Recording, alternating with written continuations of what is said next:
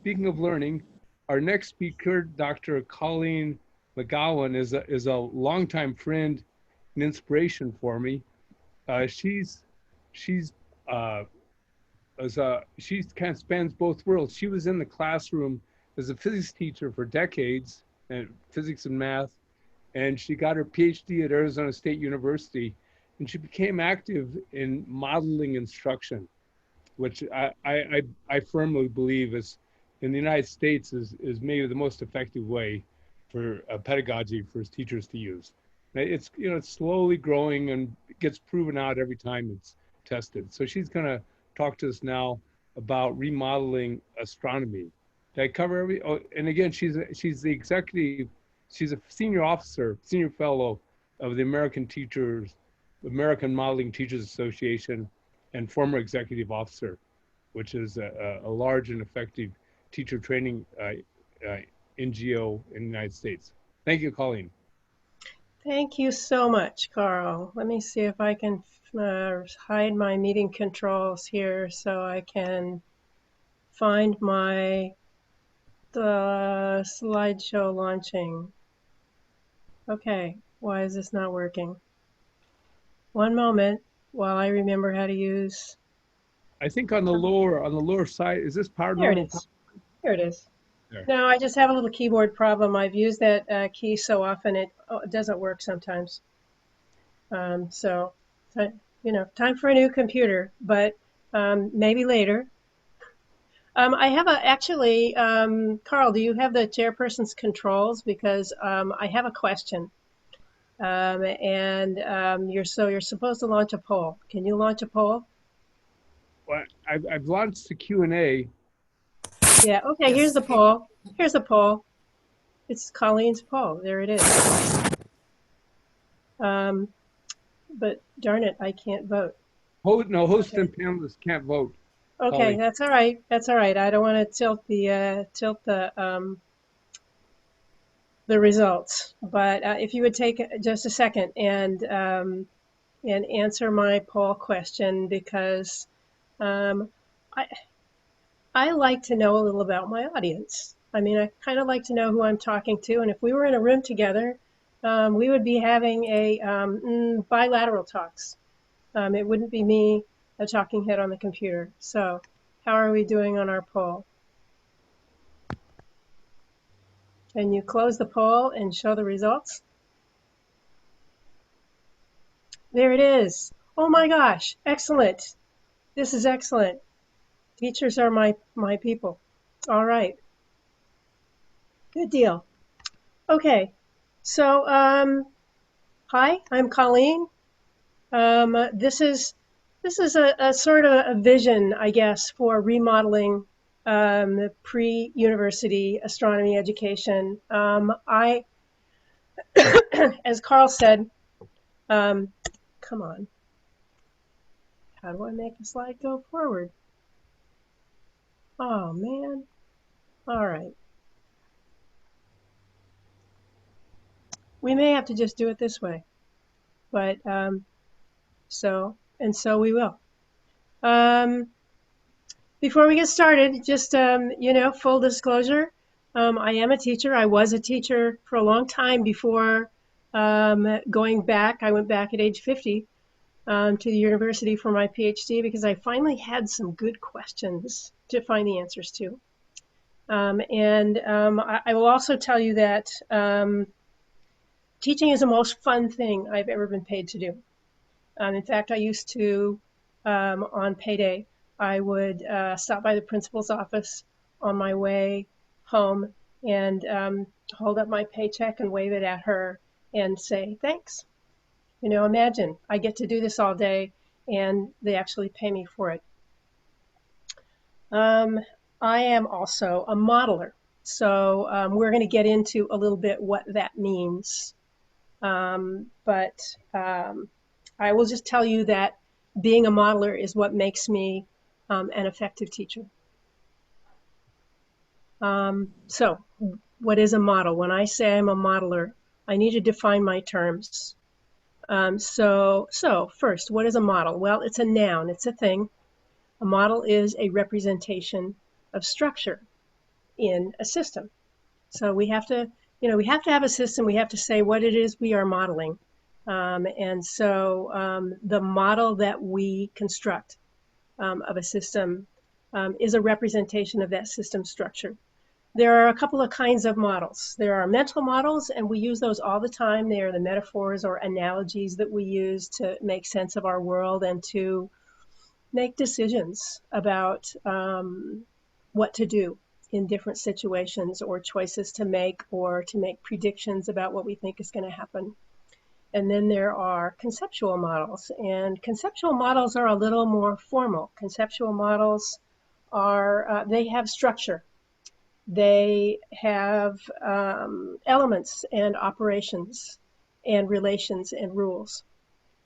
And my thesis advisor, who's a reasonably well-known physicist and physics education researcher, likes to say we think in models, we think with models, and we think about models. So he's, as far as he's concerned, the universe is all models all the way down. His name is David Hestenes. All right, so we can have models of things, and we can have models for things. A model is a construct. It's something that we build, but it is also a tool. And we build models so that we can use them as tools to make sense of the universe and its pieces and parts.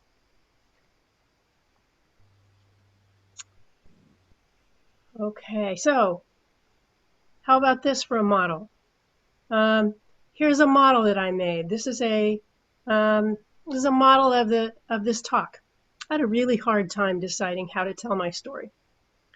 And a couple of things at the center of this model that you will see is teachers, and teachers as storytellers, and another central element is story. So so we don't need to look at this very carefully because you're listening to the talk. You'll see it unfold in real time. All right, and so that's a model. Now, what is modeling? Okay, so modeling's a verb. It's a process. Modeling, in my parlance, is building a model, testing and refining that model, and deploying that model. And why do we deploy models? Well, we use them as tools to make sense of whatever it is we're trying to make sense of, whatever it is we are trying to model. We run the model and we see what it predicts and how well it matches the data that we have, the observations that we've made, and then based on differences we see between the idealized model that we have created and run and the data that we have collected, we tweak our model and make it better. So then the next question then becomes, and this is a big question for teachers, I think, is which models do we take the time to build and test and deploy? What are the right models, the essential models? This is a big debate in the modeling teacher community. There is no one right set of models. Although as a physics teacher, I could tell you which models I like to use, which models do the job for me, which models are the fundamental models that form the content core of the physics course that I must teach. But really, the models are whichever ones you need to make sense of the things that you are observing. So what are the fundamental models of astronomy, in your opinion? What are the models that are going to help you, that you can use as a tool to figure something out? And I think the other thing that we need to remember is that we model builders, we have a bias. We know some stuff in our field, and that knowledge of our field shapes the models that we choose to build, the models we build, and the way we use them. So as tool makers and tool users, we have a bias. Okay, and one last little bit that you need to know before we jump into my remodeling ideas, and that is what is modeling instruction. So I've talked around this a little bit, and Carl mentioned it before we started. Modeling instruction is a method of teaching. It's a method of teaching anything that is model centered. It was invented in the 1980s, and it was then the subject of about 16 years of research. Um, and it has been shown to be a very effective method of, of teaching that focuses on the construction, validation, and application of the handful of conceptual models that form the content core of whatever discipline you're teaching. The bulk of the testing of modeling instruction was done in physics because David Heston is a physicist. And so the original 16 years of grants that supported the development and the refinement and the deployment of modeling instruction and the scale up of modeling instruction was done in physics. But modeling instruction has grown, and it's grown because of teachers. But more on that in a minute. So modeling instruction designs a learning environment in which students work collaboratively together to build models and test and refine models and apply models. And it really is centered on student-to-student communication. They work in small groups. They figure stuff out. They write it on whiteboards. We're kind of low tech in that way. The whiteboard that you saw in the picture previously, it was just like the kinds of whiteboards that our students work on in groups of 3 or so. And then they sit together in a group looking at each other's whiteboards. They have a conversation. They make sense of what they are, what the system under study. So it really hinges on student discourse and on managing student discourse and on representing one's thinking and then coming to an agreement, coming to a consensus on what that means. Okay, so I'm a modeler. What's my system? What's my system today? Well, it's K12 Astronomy Education in the US. So let's take a look at this model. K12 Astronomy starts here.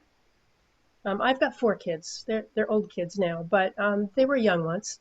And it all started at, I don't know, age 3 maybe, when they looked up and they saw lights.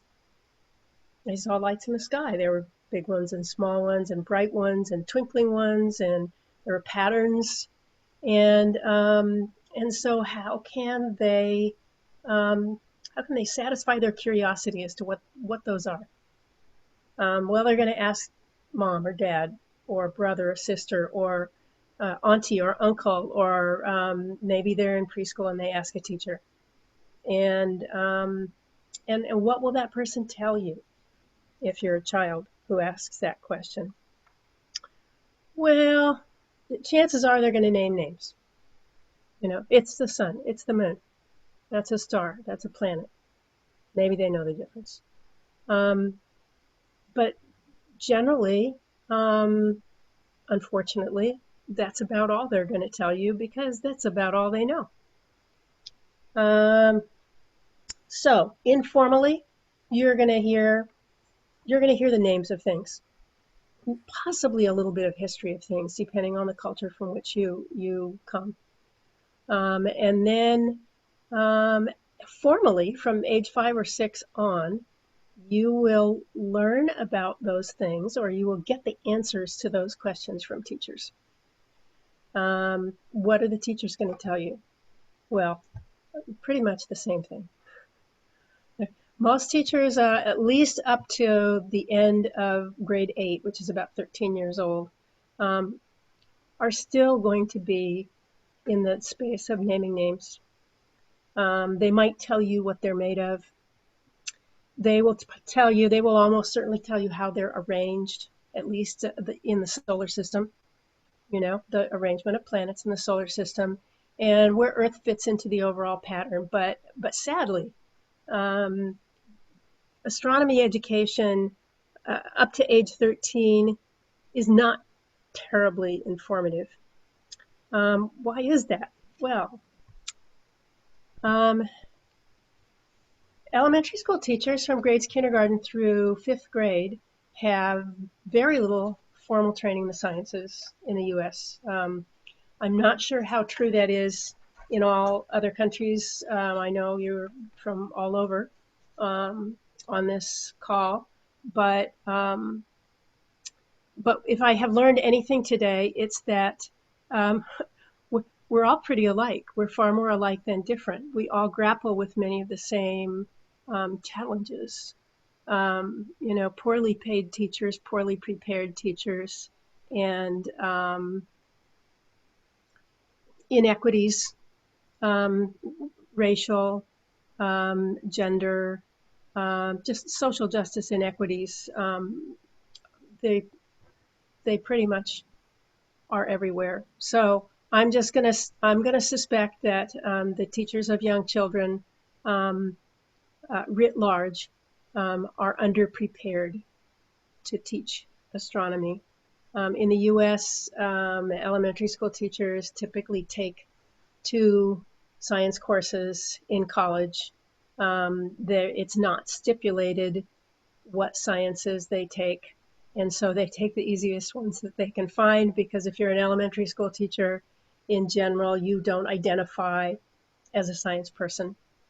Middle school teachers, grades 6 through 8, these teachers teach a specific subject typically. So you are a science teacher, or you are a math teacher, or you are a history teacher, or you are a foreign language teacher, or whatever. But their science preparation is still very weak. There are special university science courses, for example, physics for elementary school teachers, which is similar to maybe a high school physics course, a fairly easy high school physics course, actually, or an earth and space science for elementary school teachers, or a life science for middle school teachers, for example. They don't do real science. Unfortunately, they gyp those teachers out of the laboratory experiences and just the fundamental inquiry that scientists do, because they don't think they're up to it. High school teachers is a different story. They generally major or minor in the science that they teach. However, very, very few high school teachers who graduate from the university with a bachelor's degree are prepared in the space sciences, because there are very few jobs for them. The standard high school sequence in the U.S. is biology, chemistry, and physics. You take 3 years of science, you start in the 9th or 10th grade, and you take biology, chemistry, and physics. Only if you really like it do you take some elective course like astronomy. And even then, it may be a 1-semester course, and it's probably taught by someone who didn't major in astronomy. It's probably the physics teacher who needed an extra course to teach because there weren't enough physics classes to fill her or his schedule, and so they're teaching an astronomy class. So we are underprepared to teach a course about space science. But teach it we must. And so what do we teach? Well, in the U.S., we have the framework for K12 Science Education that tells us that we need to teach what is the universe, and what goes on in stars, and what are the predictable patterns of motion of the objects in the universe, and what are the predictable patterns caused by the Earth's movement in the solar system. And guess what? That's it. Those are the 4 topics, or models, if you will, that must be taught in kindergarten through 12th grade. Now, to be sure. The next generation science standards breaks these four down into lots of little age-appropriate performance expectations that teachers must check off when they teach. But it's pretty thin. I think you will all agree that there's certainly more that we could be doing in a space science course. And actually in astronomy courses, they do more than that, but this is the only guidance about what they should do. All right, so where do we teach astronomy in the US? Well, I teach it at home because I can, and parents do the best they can. But it is generally taught in a classroom. It's generally taught in a classroom similar to the one pictured on the screen. Sometimes it's taught on a field trip. And actually those are, some of the most exciting, stimulating, memorable experiences that students have. And yet it's kind of hard these days for teachers to take their students on field trips, at least in this country, because of poor financing of schools. That means there are no buses for field trips. There are no monies to pay for field trips. But also there are liability concerns that become an insurmountable barrier to just the logistics of making the arrangements. So field trips are becoming more rare. But it's interesting to me, actually, that I still hear from students of mine that I had 30, 35 years ago when I taught middle school. And they remind me about field trips that we took. That's what they remember. They remember nothing about the math or science. Well, maybe they do. I don't know. But what do they tell me about? They tell me about when I took them to the Monterey Bay Aquarium and they rode the escalator for the very first time in their life. So field trips, very important. All right, so that's our model of astronomy education in the U.S. Admittedly, a bonehead model. It's a first. It's a very simple, bare bones model, but it's a start. Everybody starts somewhere. I contend that it needs refinement. So how might we start?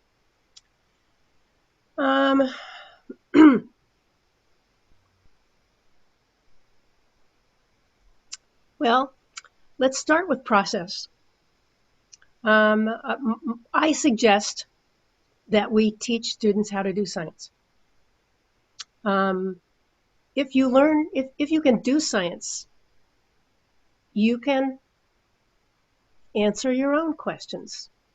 That's what models help you do.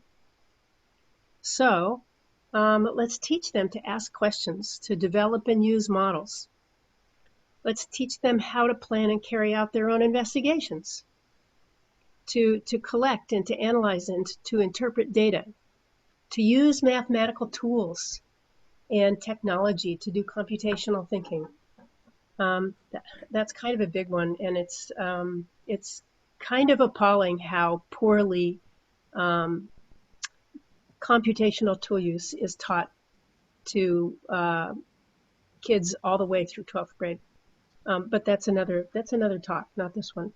To engage in arguments from evidence and to evaluate and communicate information. In short, to do science as scientists do. This is modeling instruction. Basically, it is a way of doing science. And the 7 items, or 7 or 8, I forget, 8 items that you see there on the screen are called the science and engineering practices, and they are codified in the next generation science standards, which were published about 7 years ago. And yet these are what we've been doing in modeling instruction for 30 years. And so all the modelers, cheered when the next generation science standards were published, because we saw that somebody had been listening. So okay, on we go. All right, we're going to shift gears a little bit, and we're going to talk about stories, because this talk really is about teachers and teaching. And so I contend that teachers are storytellers. I think that that's how we do what we do, that even if we are not consciously telling a story, there is a story running in our head as we talk and as we teach and as we design the learning environment and as we move the players on the board, which is our classroom. So models, stories have a model structure. The narrative structure of a story has characters and settings and events, and these correlate with a mental model, which is a cognitive structure. So just like models, as I said earlier, that have elements, operations, relations, and rules, you can identify all those things in a story, and the story weaves those together into a construct, a mental model. So if you think about stories that way, then you can think about books as a machine to think with, as I.A. Richards does. All right, teachers are storytellers. So what is the role of story in teaching and learning? There's been a fair amount of cognitive research on this. And it turns out that we think in stories. When we are running our model has a path. And that path often is a story. How we remember things is in a narrative structure. So we have 3/4 of the audience are teachers. What are your stories? I wish we could have a conversation, but maybe in the Q&A. What are the stories that frame your teaching? Teaching is a social activity. It's a cultural activity. So maybe your stories are culturally embedded. It's a cognitive activity. Your stories are certainly chunks of information. Teaching, unfortunately, is also an economic activity, and it's a civic activity and a creative activity and an ethical activity. And so every one of those activities is a potential story structure. These stories form themes that motivate the narrative in our classrooms. So now I'm going to tell you one story. Now, yes, it's time to tell a story. Carl is a key player in this story. Many years ago, when I was a graduate student, in the early 2000s, Carl came to visit David Hestenes, my thesis advisor, in Arizona, and he knew about modeling instruction, and David knew about Hands-On Universe. These are two venerable National Science Foundation funded programs, science education programs that at that time had probably been in operation for somewhere between 10 and 15 years. And Carl was looking for ways to connect HOU and modeling. So they were a little mutual admiration society. They had a talk. I happened to be there in the office, and I remembered the enthusiasm that he had. And gosh, I don't know how many years later, Carl and David circled back around and looped me in, and we began to talk again about how we could do things together. And We had no money at that point. National Science Foundation funding had ended. I wish I knew if there was an NSF program officer on this call. Boy, oh boy, would I like to make a pitch. Anyway, HOU funding and modeling funding had both ended, and we were on our own. We were like, it's like kids leaving home and being out on their own. We were programs that were trying to sustain ourselves and take care of ourselves. And there had been a sort of a groundswell of interest in the modeling teacher community to develop an astronomy modeling instruction workshop. The way teachers learn to model is by going to a workshop. Typically, it's a 3-week workshop, 90 hours, 30 hours a week, 3 weeks, and they just immerse themselves in the method, learning how to do modeling instruction by being in student mode, practicing all those things that they would do in their classroom as if they were a student. So okay, let's develop a modeling workshop that is basically models of the universe. So Carl got a little bit of money, and I got a couple of modeling teachers, and he got a couple of modeling / HOU teachers, and we got together, and lo and behold, 4 years later, we had a workshop. Actually, I think it was only 3 years. I think it took us 3 years because everybody's doing this on a volunteer basis, right? So after 3 years, we developed a pretty complete curriculum. It's almost a year's worth of curriculum, I think, and a workshop for teachers. And last summer, we launched this workshop live with a small grant from NASA. And so this is a very, very high-level summary of how we approached it. The first unit was how do we measure space. It was measuring and basically getting onto the first few rungs of the distance ladder. And then in unit 2, we looked at how and why things move. How do they interact? So motion and forces.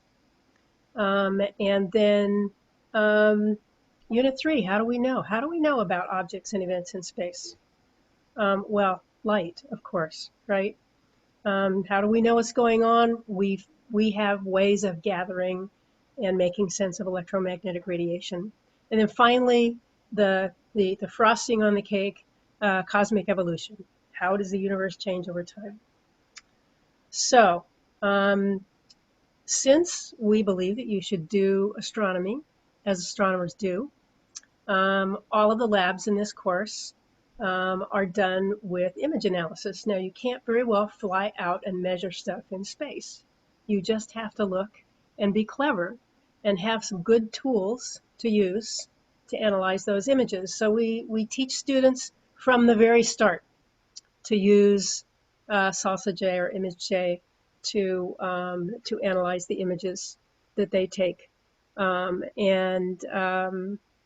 they become capable computational modelers in the course of taking this course. Now, this is a high school course in astronomy, but this is actually a physics course.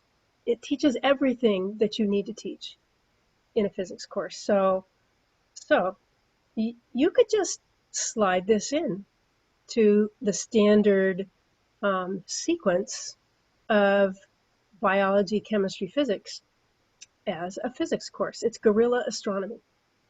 It's astronomy themed physics, but it's really just what's your lens, right? If your lens is the astronomy lens, you teach it as an astronomy course.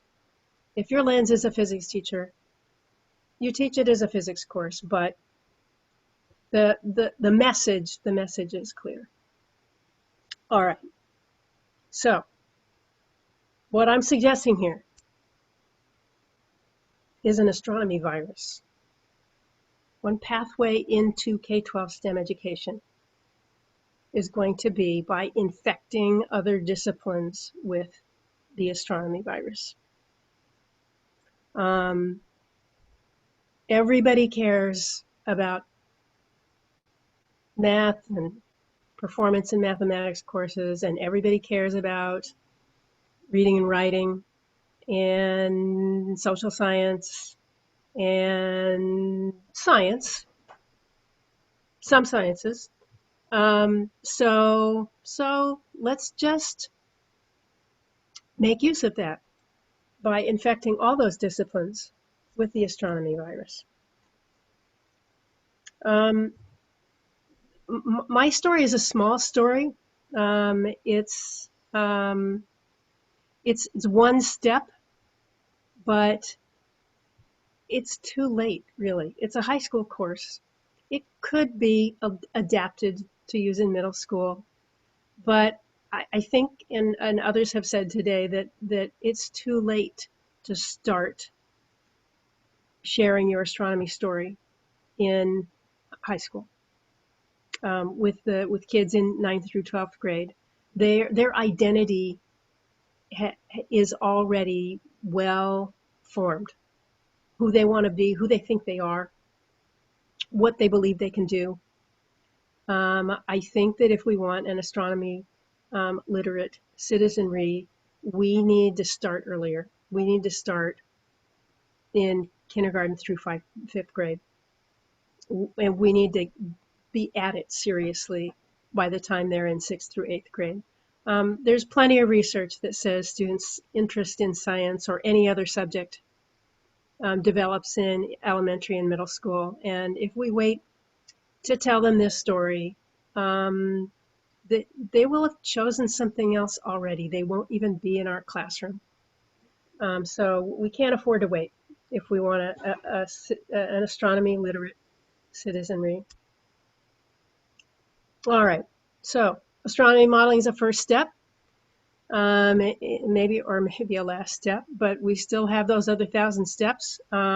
We need astronomy-themed STEM courses, not just science, but technology, engineering, mathematics, art, social science, language arts, the works. We need astronomy-themed courses, and we need professional development to help teachers understand how to teach those courses. You cannot just hand a stack of curriculum to teachers and say, okay, you know what to do with this. Here you go. Just teach this. I don't know. I actually intended to put a picture of my 2 bookshelves of cookbooks here because I have literally thousands of recipes. And all of them have instructions for how to make wonderful dishes. And how many of them do you think I've actually used? Yeah, I don't know. But I will say maybe 100. But that might be a stretch. I might not have used 100 of the recipes out of my thousands and thousands of recipes on my cookbook shelves. It's the same with curriculum materials. I taught physics for 20 odd years at the high school level, and a lot of other classes too. Physics, chemistry, biology, science writing, calculus, algebra 2, algebra 1, geometry, middle school science, life science or science,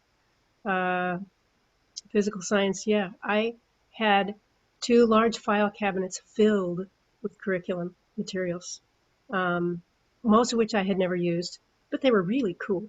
They were really cool. So it's not enough to hand them stuff. You have to give them stuff and a vision, a story, a way to use it. So I think we need to get to work writing some storylines that we can thread through elementary, especially elementary STEM education, but then other courses and high school courses as well. I need to hurry up here because it's already 40 minutes after the hour. So just to reiterate, teachers need more than resources. They need stories, they need storylines, and they need professional development. And we can help teachers thread their instruction into a coherent story. And if we do it right, it will uncover and help them make sense of the fundamental models of the universe. So we need threads. Here's a thread quote from Richard Feynman. Nature uses only the longest threads to weave her patterns, so that each small piece of her fabric reveals the organization of the entire tapestry. My favorite Feynman quote. All right, so here's what we have to do. We have to occupy. We have to occupy not just science education, but STEM education, or STEAM, or maybe just occupy education. If this is an amazing community, the Global Hands-on Universe community is an amazing community. We can do this.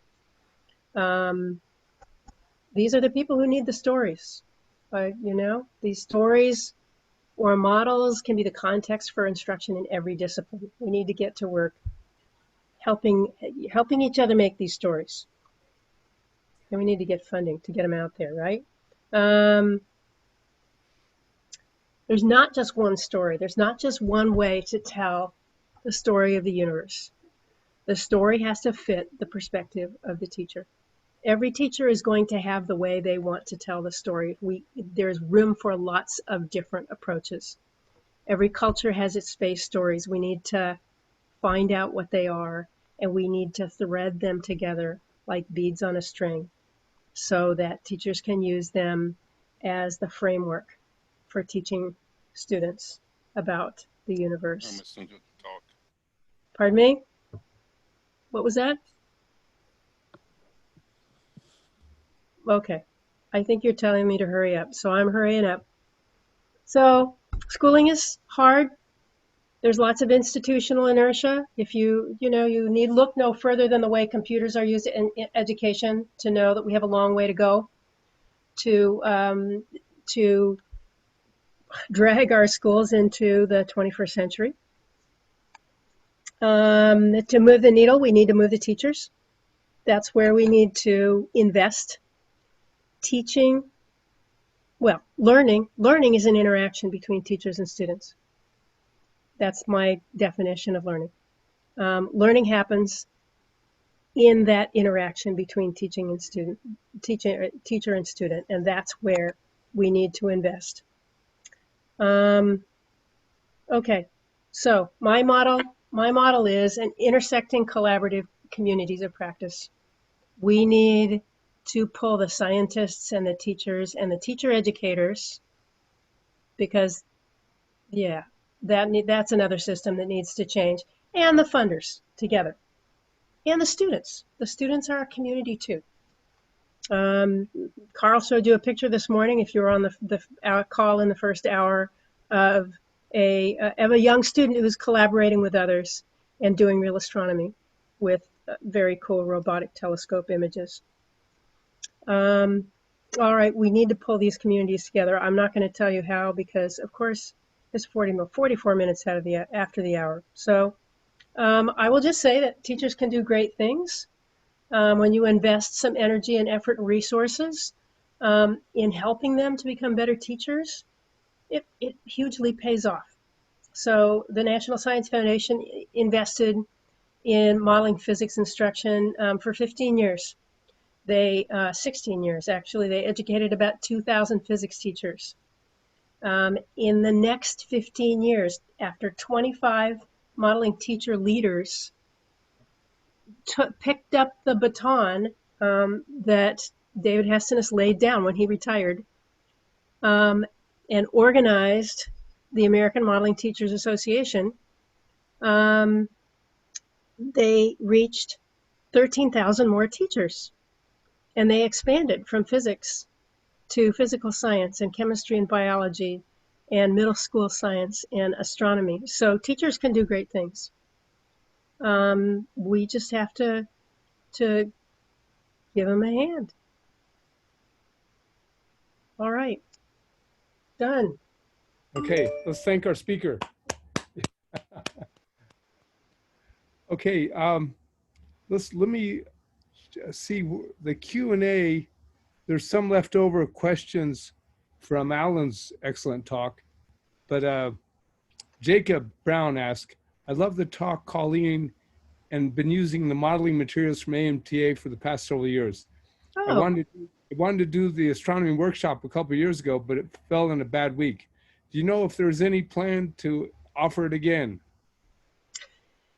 yes, there is. In fact, thanks to COVID-19, I think we're going to do it virtually. I think we are going to try and turn this into um, a distance learning modeling workshop that will be offered during the school year. Typically, when we do these distance learning workshops, they are 1 day a week for 3 hours from 7 to 10 p.m. Eastern time. So that would be 4 to 7 p.m. Pacific time. And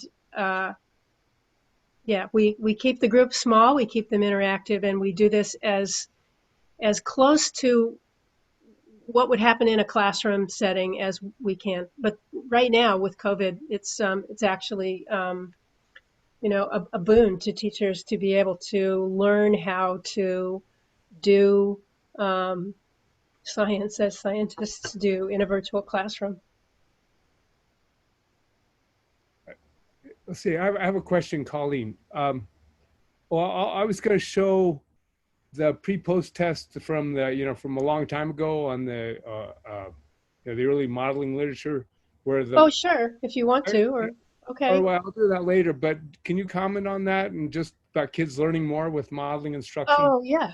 Yeah. So for any of you in the room who are physics teachers, you've probably heard of the force concept inventory. It's probably the most widely used concept inventory in the world. Was written in the 80s, and it's been translated into about 30 languages. So the FCI was used to measure student learning gains, and they were approximately 2 standard deviations.